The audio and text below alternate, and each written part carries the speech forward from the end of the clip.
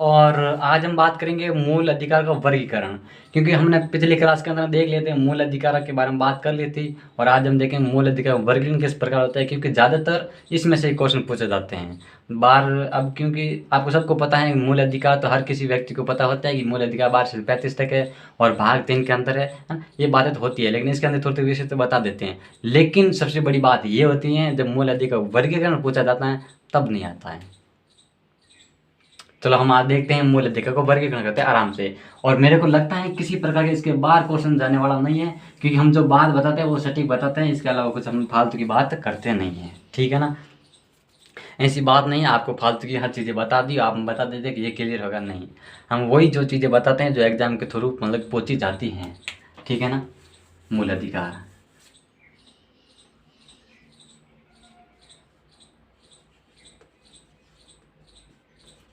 मूल अधिकार का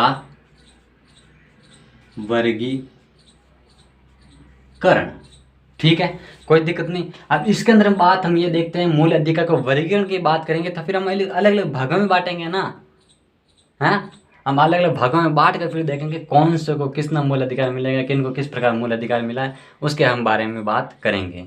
मूल अधिकार होते क्या हैं, सबसे पहले बात ये करते हैं।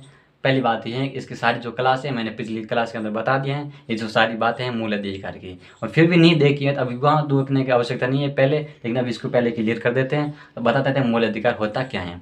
मूल अधिकार वह अधिकार होता है जो राज्य द्वारा व्यक्ति को दिया जाता है, फिर व्यक्ति उसका यूज मतलब प्रयोग करता है और राज्य उसके अंदर किसी प्रकार का हस्तक्षेप नहीं करेगा। और व्यक्ति के जीवन में वो मूल अधिकार होते हैं जिसके कारण उसका विकास होता है। यदि मूल अधिकार नहीं होगा तो फिर उसका व्यक्ति का जीवन का विकास नहीं होगा, जिसे हम क्या कहेंगे, मूल अधिकार कहेंगे। और सबसे बड़ी बात यह है मूल अधिकार होना ही लोकतंत्र का अस्तित्व होना है। जब तक मूल अधिकार नहीं होगा तब तक लोकतंत्र का कोई अस्तित्व नहीं होगा, कोई मतलब नहीं होगा।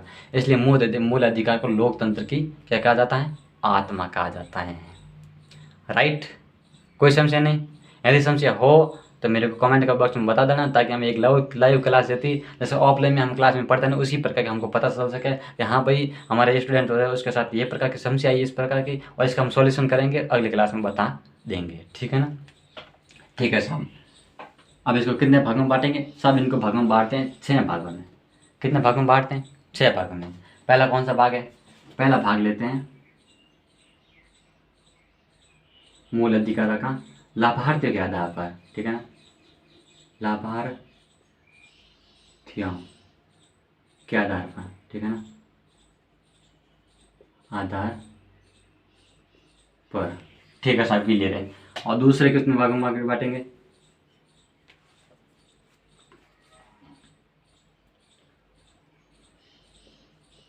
लागू होने के आधार पर। ठीक है ना?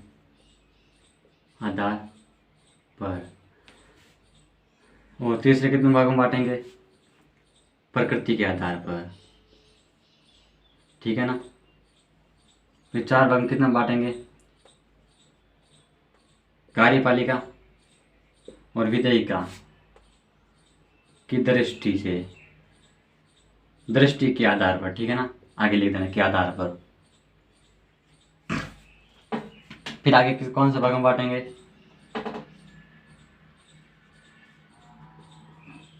विस्तृत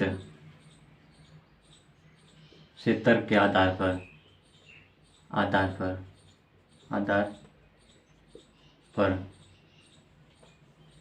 ठीक है। और 6 नंबर को कितने भाग में बांटते हैं? कौन से भागों में? सीमाओं के आधार पर। सीमाओं के आधार पर। ठीक है। अब देखिए जो हमारे क्वेश्चन पूछेंगे एग्जाम के अंदर वो इसी से संबंधित पूछेंगे। अब ये तो सबको पता है कि भाई जो अनुच्छेद पूछे जाएंगे ये अनुच्छेद होते हैं मूल अधिकार 12 से लेकर 35 तक होता है और भाग 3 के अंदर होता है। और इसके विशेष के बारे में बता देंगे मतलब कि 12 के अंदर कौन सा मूल अधिकार है, 13 के अंदर कौन सा है, 14 के अंदर कौन सा है, 15 के अंदर कौन सा है, 16 के अंदर कौन सा है, इस पर 20, 22, 23, 24, 25, 26, 28, 29 और 30, 31 नहीं। ठीक है ना? 32 के अंदर किस प्रकार मूल अधिकार है। लेकिन कौन किसको भारतीय को प्राप्त है और कौन से विदेशी को प्राप्त है और कौन से अधिकार मूल अधिकार भारतीय और विदेशी दोनों को प्राप्त है। और फिर कौन से अधिकार जो हमारा संविधान लागू हुआ था उस टाइम करेक्ट रूप से लागू हुए थे, और कौन से मतलब अधिकार, मूल अधिकार जब हमारा संविधान लागू हुआ तो उसके बाद में संविधान मतलब कि जो संसद होती है उसके अंदर संशोधन करके उन मूल अधिकार को लागू किया गया। ठीक है, फिर प्रत्येक प्रकृति का आधार में साहब मुझे हम ये बताइए नकारात्मक प्रकृति है सकारात्मक प्रकृति। अब इसमें क्या होता है साहब, नकारात्मक प्रकृति का मतलब ये होता है जिसके अंदर राज्य क्या करेगा उसमें परिवर्तन नहीं कर सकता। नकारात्मक प्रकृति में क्या होगा, राज्य उसके अंदर परिवर्तन नहीं कर सकता, संशोधन नहीं कर सकता। ठीक है साहब। सकारात्मक क्या होगा, सकारात्मक बात ये होगी कि राज्य मूल अधिकार के संबंधित क्या कर सकता है। ठीक है, और फिर कार्यपालिका विधायिका के आधार पर क्या होगा, इसका मतलब यह है कार्यपालिका के जो मूल कार्यपालिका जो कार्य काम मतलब कि अधिकार होते हैं उस पर जो मूल अधिकार किस प्रकार, जो कार्यपालिका की जो मर्यादा होती हैं उनको किस प्रकार मूल अधिकार प्रतिबंधित करता है। कौन सा ये ऐसा कौन सा मूल अधिकार है जो कार्यपालिका की मर्यादाओं को प्रतिबंध करता है यानी कि रोकता है। फिर बात आती है आगे कार्यपालिका विधायिका, दोनों की कौन सी मर्यादा, कौन सा मूल अधिकार जो दोनों की मर्यादाओं को रोकता है। ठीक है, फिर आता है विस्तृत क्षेत्र। इसके अंदर क्या बात है साहब, इसके अंदर बात यह है कि विस्तृत क्षेत्र के अंदर किस प्रकार इनका क्षेत्र विस्तृत है, कौन सी जो मतलब कौन से मूल अधिकार है जो राज्य की जो शक्ति होती है उनके पर क्या करता है, रोक लगाता है। ठीक है ना। और फिर आता है दूसरा भाग आता है वह कौन सा मूल अधिकार जो राज्य के साथ प्राइवेट व्यक्ति होता है उनकी भी शक्तियों को रोकता है। फिर बात आती है सीमाओं की, वह मूल अधिकार जो उनकी सीमाओं पर क्या है एकदम स्पष्ट रूप से वर्णित है, और वह मूल अधिकार जो उसके स्पष्ट रूप से वर्णित नहीं है। ये पूरी की पूरी बायोडाटा है, इससे बाहर आपको कोई नहीं पूछेगा और नहीं कोई बात, बिल्कुल नहीं तो कोई टेंशन लेना है, नहीं कोई ज़्यादा सोचना है। बस जो चीज़ यह होती है वो एकदम करेक्ट रूप से याद कर लेनी है, और याद करने की आवश्यकता नहीं, जो आपको समझेंगे देखने से आपको पता चलेगा हाँ यार ये तो नॉर्मल है, कोई है ही नहीं, एकदम सरल है, इसमें कोई दिक्कत ही नहीं आती है, एकदम नॉर्मल सरल है। अब लाभार्थी हो गया, लागू हो गया, प्रगति हो गया, कार्यपालिका विकास हो गया, विस्तृत क्षेत्र हो गया, सीमा हो गया, 1 2 3 4 5 6 सटीक कुछ नहीं है। ठीक है ना। चलिए हम देखते हैं आज लाभार्थी का आधार। अब इसमें क्या होता है देखिए भाई, इसमें बात ये होती है लाभार्थी का आधार केवल भारतीयों के प्राप्त कौन से अधिकार है वो देखते हैं। कौन सा, भारतीय को कौन प्राप्त है। अब आपको यहाँ पे एक चीज़ लिखनी है, मतलब कौन से अधिकार, मतलब कि भारतीयों को प्राप्त अधिकार क्या लिखेंगे, भारतीयों को प्राप्त अधिकार, कौन सा अधिकार ये मैं लिखता हूँ 15 16 पूरे लिख देता हूँ, सही लिख गया, भारतीयों को प्राप्त। ठीक है, को प्राप्त 15 16 19 29 30। ठीक है ना, सब रेडी है। 15 16 19 29 30 क्लियर है, कोई दिक्कत नहीं।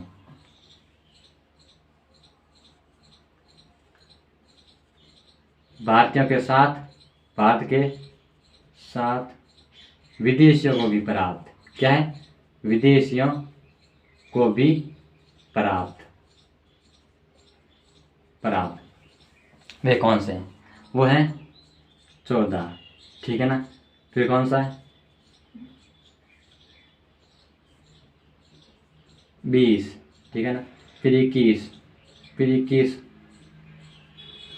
क कौन सा है 21 क। ठीक है। फिर कौन सा है 22, फिर कौन सा है 23 24 25 26 27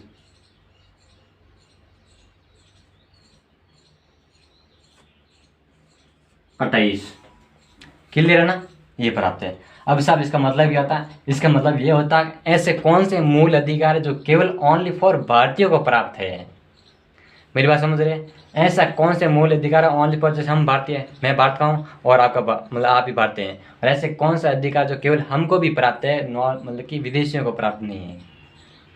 एक तो 15 अधिकार, मतलब क्या होता है इसका, 15 अधिकार का मतलब ये होता है धर्म, मूल वंश, जाति, लिंग और जन्म स्थान, इनके आधार पर किसी प्रकार का भेदभाव नहीं किया जाएगा, केवल ओनली फॉर भारतीय व्यक्ति के लिए, चाहे वो तमिलनाडु का है, चाहे वो जम्मू कश्मीर का है, चाहे वो राजस्थान का है, चाहे वो असम का है, चाहे वो मध्य प्रदेश का है, कहीं का भी हो उसके साथ भेदभाव नहीं किया जाएगा। और ये अधिकार ओनली फॉर केवल भारतीयों को प्राप्त है। ठीक है ना। चलो आगे देखते हैं। 16 में क्या था, नौकरी, जो सरकारी नौकरी होती है, जो सरकारी जॉब होती है, उसमें ओनली फॉर केवल भारतीयों को ही सम्मानित मतलब कि सम्मिलित किया जाता है, विदेशियों को नहीं। 19 के अंदर बात ये होती है, 19 का लगाना है, ठीक है ना, 19 एक, ठीक है ना। अब 19 का अंदर क्या है, अभिव्यक्ति एवं भाषण की स्वतंत्रता, क्या है, अभिव्यक्ति और वह भाषण की स्वतंत्रता, ये ओनली फॉर केवल अधिकार है, ये केवल किसको प्राप्त है, भारतीयों को प्राप्त है। कर लगा उसे, मतलब केवल कंप्लीट लिखा है पूरे सीख रहे हैं, ठीक है। 19 ये बात है। अब सर इसके अलावा क्या है, इसके अलावा हम बात करते हैं लागू होने के आधार वाले। पहली बात हमें यह कहता है हमारा संविधान लागू हुआ था उस आधार पर, ठीक है ना। संविधान मैं सर लगाता हूँ केवल ओनली फॉर संविधान लागू होने पर कौन से अधिकार थे, वो ओनली फॉर केवल कौन से थे, 14, ठीक है ना। कौन से 14, 19, 20, इसके अलावा कोई अधिकार नहीं था, ठीक है, राइट साहब। फिर कौन सी बात आती है, फिर बात ये आती है, इसको दो भागों में बांटेंगे, ठीक है ना, ऐसे लिखना। हमारा संविधान लागू होने के बाद में संसद द्वारा संविधान में संशोधन करके मूल अधिकार वो शामिल किया गया, वो मूल अधिकार है। अब इसके अंदर आपको बात ये लिखनी है, हमारा संविधान मतलब कि संसद द्वारा संविधान में संशोधन करके मूल अधिकार जो शामिल किए गए, वो मूल अधिकार ये हैं, कौन से हैं, लिख देता हूँ यहाँ। संसद में संविधान संशोधन करके मूल अधिकार जोड़ेगी, मूल अधिकार जोड़े गए, ठीक है ना, जोड़े गए हैं, वो कौन से अधिकार थे, मूल अधिकार। इसके बारे में हम बात करते हैं, ठीक है साहब। पहला बात करते हैं 15 के अंदर, कौन सा था, 15 2, फिर कौन सा था, 16 17 18, कौन सा था, 18, है ना, कौन सा था, 18, फिर कौन सा था, 18 के अंदर का नहीं, 15 16 17, ठीक है ना, फिर कौन सा का, 18 के अंदर कौन सा का, 3 से लेकर 4 तक, ठीक है। फिर कौन सा है, कौन सा है, 21 का, फिर कौन सा है, 23, फिर कौन सा है, 24 है।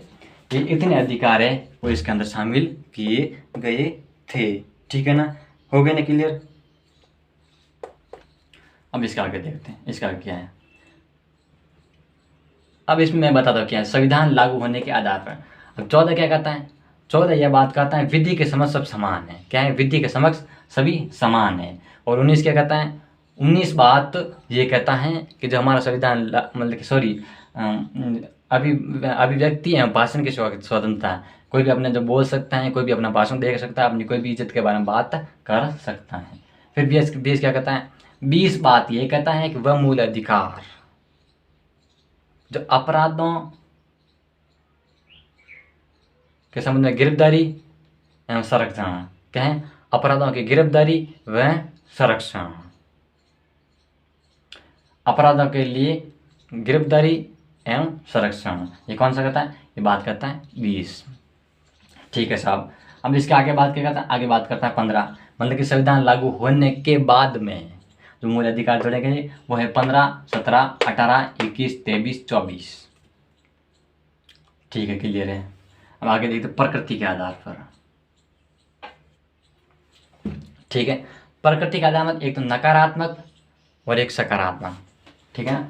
नकारात्मक क्या होता है, नकारात्मक, ठीक है ना। नकारात्मक मतलब ये होता है वह मूल अधिकार जो राज्य की शक्तियों को सीमित करता है, सॉरी वह मूल अधिकार जिसमें राज्य कुछ नहीं कर सकता, क्या, राज्य कुछ नहीं कर सकता, वह कौन से मूल अधिकार है, उसमें है 15 2, ठीक है ना।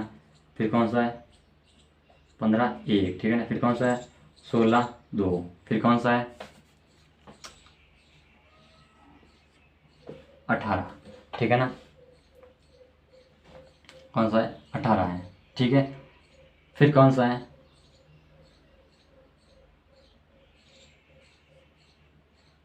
20, ठीक है ना। अब इसके अंदर एक बात करनी है, 18 1 लिखना है, क्या करना 18 1, ठीक है ना। फिर आएगा 20, फिर आएगा 21, फिर आएगा 22, ये भी एक है, 22 एक अंदर बात की गई है, ठीक है ना। 22 1, ठीक है। फिर कौन सा है फिर है 27 और 28। 15 16 18 20 21 22 27 28, इसको याद कैसे रखेंगे, सब इसको याद इस प्रकार रखेंगे कि 15 में एक जोड़ा जोड़ा हो गए 16, 16 में जोड़ दो जोड़े 17 18, कितना हो गए 18 हो गए। फिर 18 में एक जोड़ा मतलब कि 20, 20 क्यों जोड़ेंगे क्योंकि 20 इसलिए कहेंगे आगे फिर लगातार गिनती बोल देंगे 20 21 22, इसलिए एक और ज़्यादा जोड़ दे, तब हो गए 20, फिर 21, फिर 22, फिर 27, फिर 28 एक। अब इसके अंदर और भी अनुच्छेद है ना, मूल अधिकार इसके अंदर और बातें की गई हैं।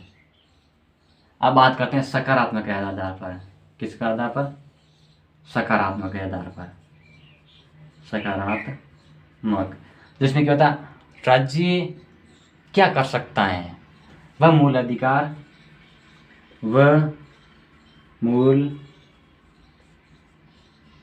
अधिकार जिसमें राज्य क्या कर सकता है, क्या कर सकता है।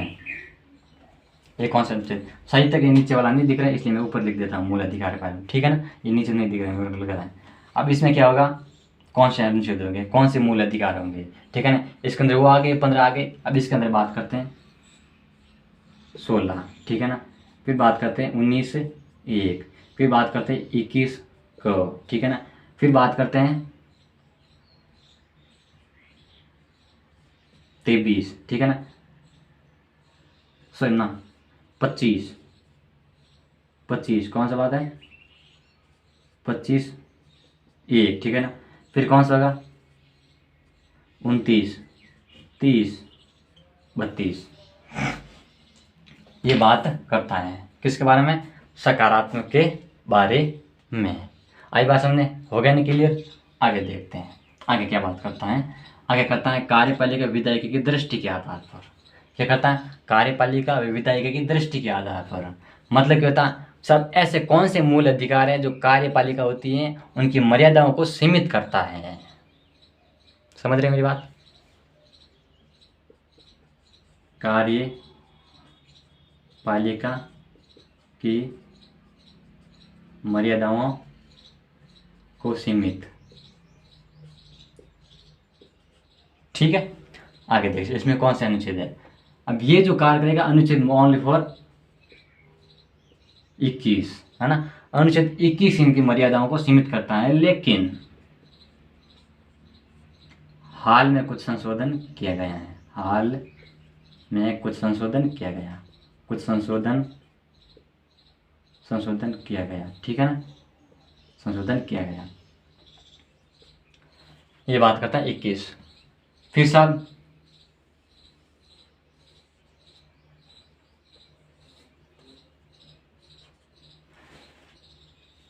अब ये बात करता है कार्यपालिका विधायिका दोनों होते हैं, दोनों की जो मर्यादा होती है उनको सीमित करने वाला, कार्यपालिका और विधायिका दोनों की जो मर्यादा होती है उनको सीमित करने वाले अधिकार कौन से हैं वो उस डायरी में लिख रहा हूँ क्योंकि यहाँ पर इतनी जगह नहीं है, ठीक है ना।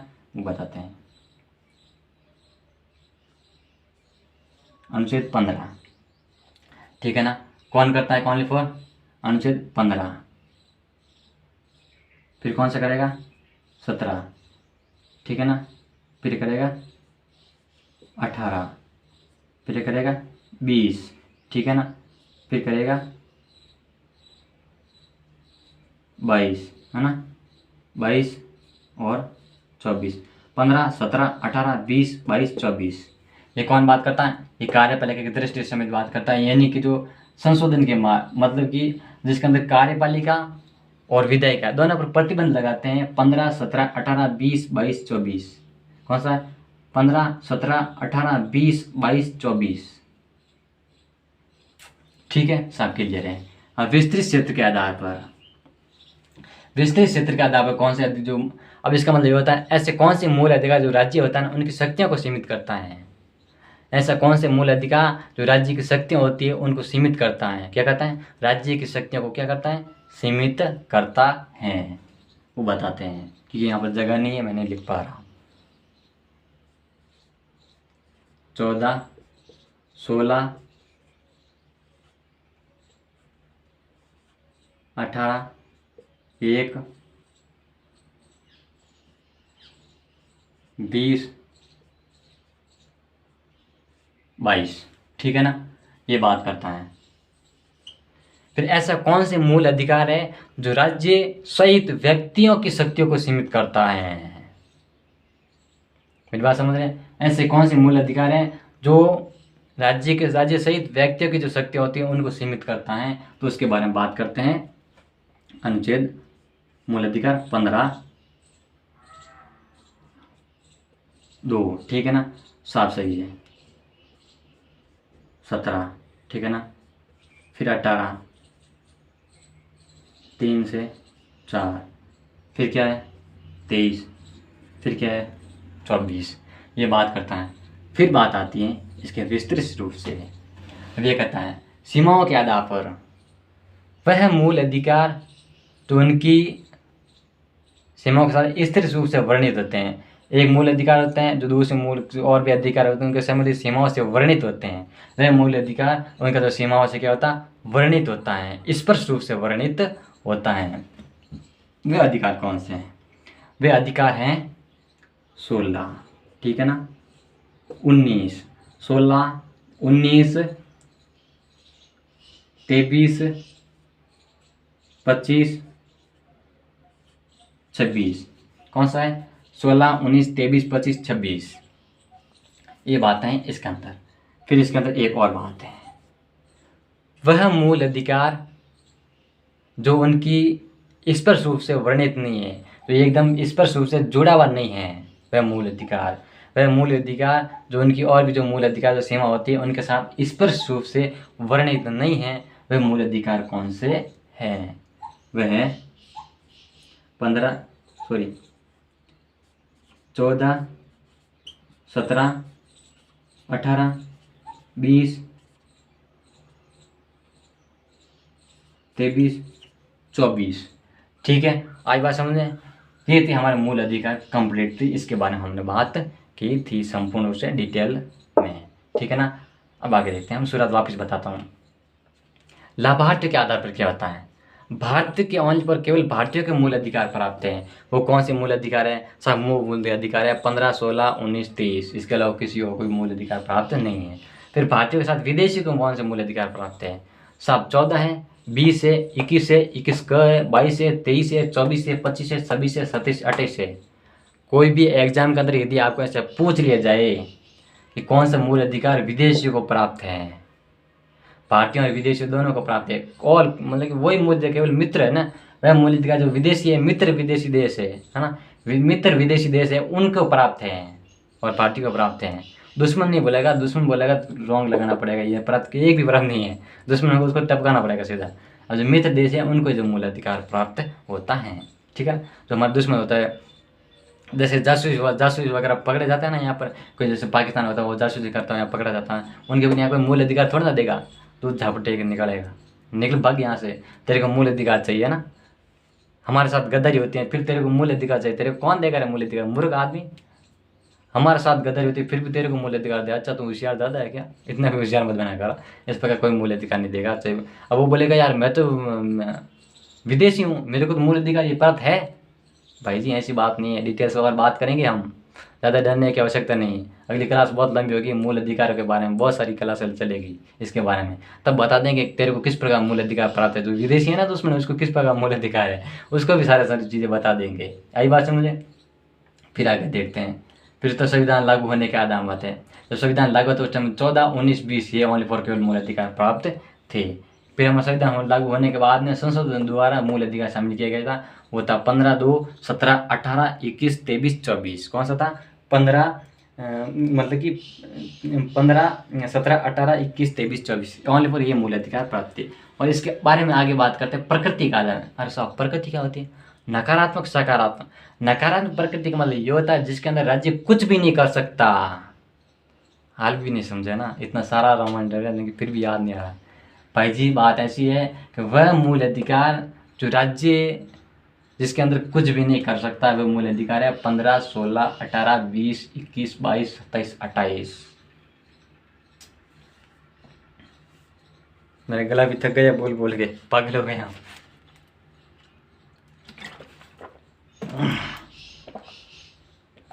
ठीक है, अब इसके आगे क्या है? अब इसके आगे बात यह करता है कि सकारात्मक आधार के आधार पर कौन सा मूल अधिकार है, जिसमें बात यह होती है कि वह मूल अधिकार जिसके अंदर राज्य क्या कर सकता है आने वाले भविष्य के अंदर। सब राज्य यानी 19 के बारे में राज्य बात कर सकता है।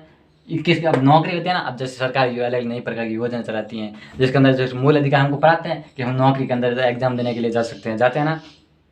अब उसके अंदर सरकार क्या करती है, मतलब फीस बढ़ाती है, फॉर्म की फीस बढ़ाती है ना। अब ऐसे बोलेंगे हमारा मूल अधिकार इसके अंदर आप कुछ नहीं कर सकते, राज्य कर सकता है ना भाई। असो गलत कुछ भी कर सकता है। असो गलत हमारे लिए मतलब कि एग्ज़ाम मतलब असो गलत है हमारे लिए, जब हम एग्ज़ाम देने के लिए जाते हैं हमारे लिए अभिजात भी ला सकता है। इतना उनके बाद दम रखते हैं, ये बात बताता ना। मतलब ये मूल अधिकार इसके अंदर वो परिवर्तन कर सकते हैं, उनको ऐसी कोई बात नहीं है। लेकिन एक हम बात करते हैं याद करने की, जो हमारे आती है ना बात, उस बारे में बात करते हैं। फिर 19 क्या कहता है? 19 बात ये करता है मतलब अभिव्यक्ति भाषण है ना, बस वो गलत को विरोध भी कर सकते हैं जो हमारे हाल ही के अंदर कुछ नियम वगैरह बनाते हैं, है ना। सॉरी, ये बात नहीं है ना। उसके अंदर बात ये है कि 19 के माध्यम से सरकार कुछ भी कुछ परिवर्तन कर सकती है। इसके अंदर क्या करती है सरकार? परिवर्तन कर सकती है 19 के माध्यम, मतलब मूल अधिकार 19 के अंदर क्या परिवर्तन करेगी भी? कोई मतलब भाषण के संबंधित कोई इस पर रोक लगाना, इस पर आप कुछ नहीं बोल सकते। यदि कोरोना काल चल रहा है इसके अंदर आप विरोध नहीं कर सकते। ऐसी बात जो आती है ना, कोरोना टाइम था ना, उसमें हम सरकार का विरोध नहीं कर पाते थे ना हर चीज़ के अंदर, तो हमारा वो मूल अधिकार 19 था ना, वहाँ पर प्रतिबंध लगा हुआ था। कभी सोचा है? नहीं सोचा ना, अब सोच लीजिए, याद कर लीजिए। और भी कभी हो सकते हैं ऐसे समझे हो तो मतलब हमारे अधिकार के बारे में हमको पता हो, और जब हमारे मूल अधिकार के बारे में पता होगी तो हम अपने इज्जत के रहेंगे, इज्जत से बाहर नहीं हटेंगे कभी भी।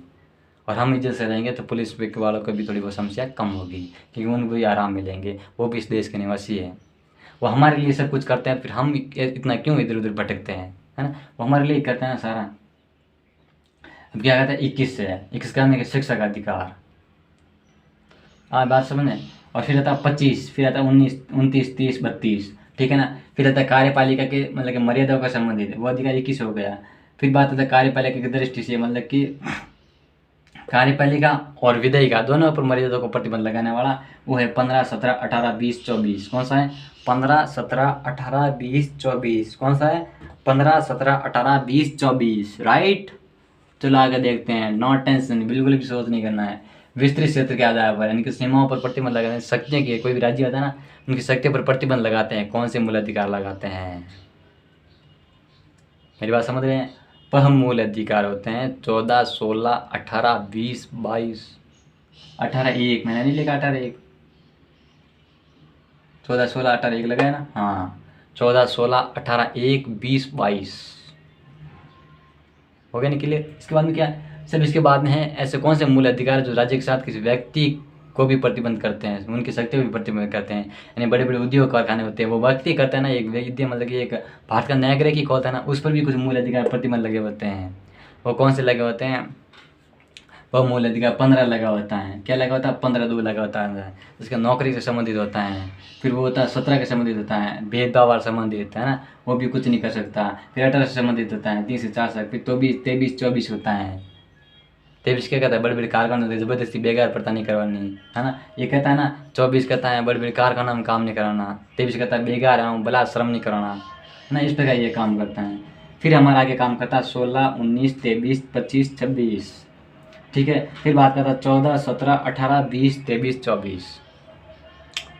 ये थी सारी की सारी प्रक्रिया। अब मैं बताता हूँ इसके अंदर बाहर मेरे को नहीं लगता कोई चीज़ पूछती हैं जो हमारे मूल अधिकार के वर्गीकरण से संबंधित कोई क्वेश्चन निकलता है तो सारी की सारी बात आपके सामने रख दी। अब तो इससे ज़्यादा मैं क्या रखूँ आप बताइए। जो यूपीएससी लेवल, आरएस लेवल, जो उससे स्टेट लेवल पर जो भी एग्जाम क्वेश्चन पूछते हैं, है ना, प्री के अंदर, मेंस के अंदर सारा डिटेल से आंग मतलब कि हाथों से लिखना पड़ेगा। लेकिन जब प्री के अंदर पूछते हैं ना, अब हाथों के अंदर वही चीज़ लिखनी है जो इसके अंदर मैं बोल रहा हूँ, लेकिन प्री के अंदर ऑप्शन में देंगे तो आप ऑप्शन के अंदर राइट लगाएंगे, है ना। आप ऐसे गलत चीज़ें ऐसे नहीं लगा सकते बीच के अंदर, ठीक है। इसके आधार अंदर अब इसके अंदर क्या होता है, लाभार्थियों के अंदर आधार पर होगा, लागू होने का आधार पर होगा, प्रकृति का आधार पर होगा, और कार्यपालक विधेयक की दृष्टि होगा। इस प्रकार ये सारे काम हो गए, ठीक है ना। अब ये सारी बात आपको समझ आ गई होगी। अब इसके आगे तो हम और क्या बताएंगे, आगे हम बात करेंगे। अब जो आपको सारे मूल अधिकार दे दिए ना, फिर इसके अलावा क्या होगा। अब आप मूल अधिकार मिलेंगे, आप ऐसे सारे मतलब घूमेंगे, पुलिस होगी, पुलिस के सामने से घूमेंगे, क्या मेरे को मूल अधिकार है, मैं तो घूम सकता हूँ, मतलब आप कौन होते रोकने वाले। तो पुलिस वाले डंडा रखता है बहुत लंबा, ऐसे पीठ में मतलब बहुत सारे कूटेंगे, जबरदस्ती ध्यान रखना। तो इस प्रकार अब हम आगे जो मूल अधिकार बता दिए, कौन से मूल अधिकार आपको मिलते हैं। अब इसके अंदर आपको प्रतिबंध किस प्रकार लगते हैं, उसके बारे में अगली क्लास के बारे में बात करेंगे, ठीक है ना। तब तक के लिए पढ़ते रहिए, मेहनत करते रहिए। धन्यवाद वेरी मच, थैंक यू।